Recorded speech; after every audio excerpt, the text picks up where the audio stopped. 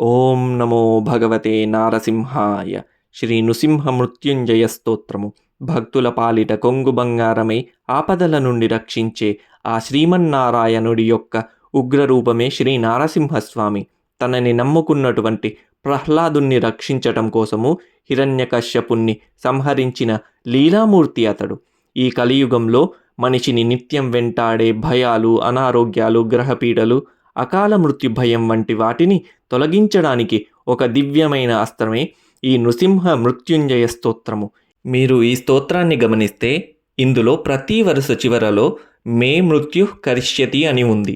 అందులోని అంతరార్థం ఏంటంటే, ఆ నారసింహుడు నా చెంతనే ఉండగా ఆ మృత్యువు నన్ను ఏం చేయగలదని. ఇంతటి ధైర్యాన్ని ప్రసాదించే ఈ స్తోత్రాన్ని శుచిగా 3 సంధ్యలు పారాయణ చేద్దాము. ఇంతటి మహద్భాగ్యాన్ని కలిగించిన ఆ మార్కండేయుడికి ధన్యవాదాలు. నారాయణం సహస్రాక్షం పద్మనాభం పురాతనం ప్రణతోస్మి హృషీకేశం కిం మే మృత్యుః కరిష్యతి. గోవిందం పుండరీకాక్షమనంతమజమవ్యయం కేశవం చ ప్రపన్నోస్మి కిం మే మృత్యుః కరిష్యతి. వాసుదేవం జగద్యోనిం భానువర్ణమతీంద్రియం దామోదరం ప్రపన్నోస్మి కిం మే మృత్యుః కరిష్యతి. శంఖచక్రధరం దేవం ఛన్నరూపిణమవ్యయం అధోక్షజం ప్రపన్నోస్మి కిం మే మృత్యుః కరిష్యతి. వారాహం వామనం విష్ణుం నారసింహం జనార్దనం మాధవం చ ప్రపన్నోస్మి కిం మే మృత్యుః కరిష్యతి.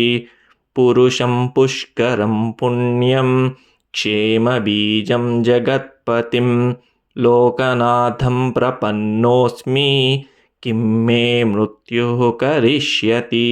భూతాత్మానం మహాత్మానం జగద్యోనిమయోనిజం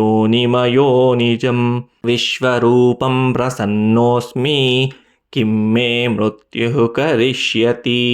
సహస్రశిరసం దేవం వ్యక్తావ్యక్తం సనాతనం మహాయోగం ప్రపన్నోస్మి కిం మే మృత్యుః కరిష్యతి.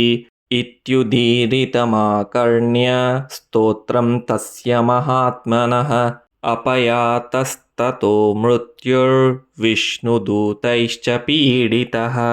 ఇతి తేన జితో మృత్యుర్మార్కండేయేన ధీమతా ప్రసన్నే పుండరీకాక్షే నృసింహేనాస్తి దుర్లభం.